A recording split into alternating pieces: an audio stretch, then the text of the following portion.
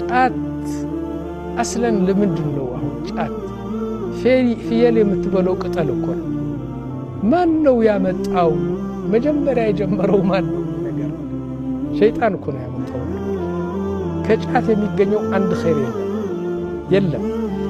ጫት لا فائدة منه أبدا فائدة አለው የሚለኝ يعني አንድ ሰው ጭንቅላቱ የሳተ መሆን አለበት። وثبت أنه يغير مزاج እነዛ ጫት የሚወስዱ ዶክተሮቹም እንዳሉት ጭንቅላትን ይቀይራል። እንዴት ነው የሚቀይረው አላውቅም። አልሙሂም ጭንቅላት ይቀይራል። ወደ ላይ ነው፣ ወደ ታች ነው፣ ወደ ጎን ነው። አልሙሂም ተራ ቅጠል አይደለም፣ ጭንቅላትህ ይቀይራል።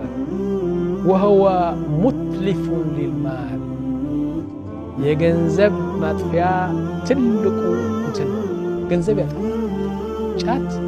والله በጫት የሚጠፋ ገንዘብ እኮ ማጥፋት እንትን። يقول لي واحد يمني ከኔ ጋር ለዚህ የመኒ ወደ የመን ሄደና ልጁን አንዲት ሴት ልጅ አለችው እሷን ሊድር ነው ሄደው ሰርግ ተደረገ አለኝ። والله ለጫት ብቻ 50,000 ሪያል ነው ያጠፋው። በሰርግ የመጡ ጫት ካላቀረብክ አይበሉም፣ አስለን አይመርቁልህ። ለጫት ብቻ 50,000 ብር አወጣው። ምን ለማድረግ ነው? ሌላ የለም። ጤናም የለውም፣ አያጠግብም፣ ያኒ ምንም ነገር ፋይዳ የለውም። 50,000 ብር አጠፋሁ አለኝ። ከዛ በኋላ ولو تقول لهم مثلا الآن በኢትዮጵያና በየመን ብዙ ጫት የሚበላው በእነዚህ ሁለት አገር ናቸው።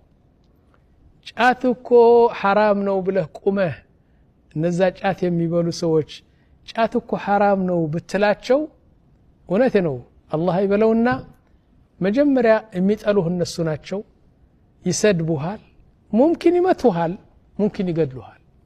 በጫት አትምጣ እና ምንድነው ይሄ ሸይጣን በሰው ልጅ ልብ የሰረጸው የጫት ፍቅር በጣም አስገራሚ ነገር ነው።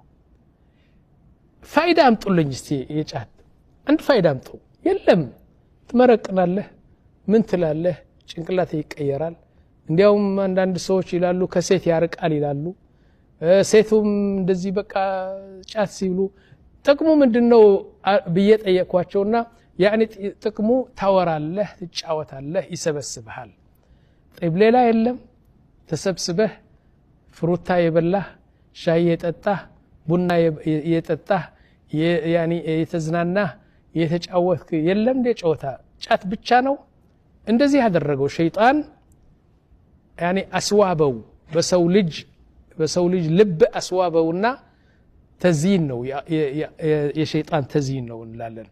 طيب ከዛ በኋላ باختصار حقيقة ጫት ዑለማዎቻችን ረባኒን የሆኑ ዑለማዎች ማለት ነው እውነተኛ ዑለማዎቹ ጫት حرام ነው አሉ። ቢያንስ ጭንቅላት ይቀይራል።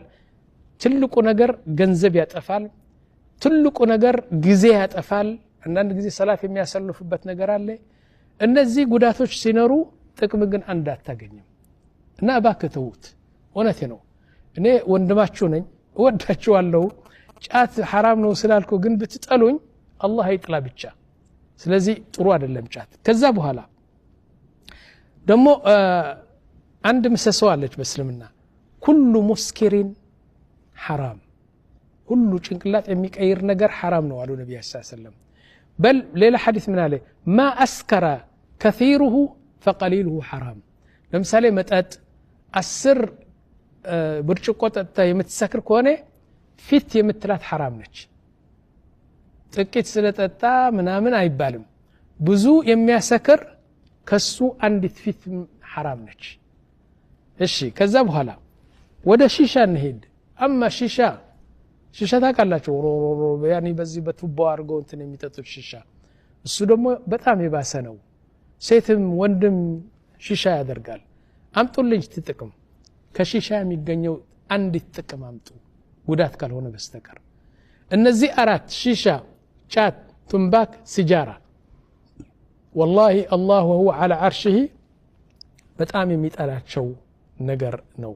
ነቢያችን ይህ ነገር ቢያዩ ዓለምንም መወላወል حرام ነው ብለው ነው ፍርድ የሚሰጡት لأنه من الخبائث وليسوا من الطيبات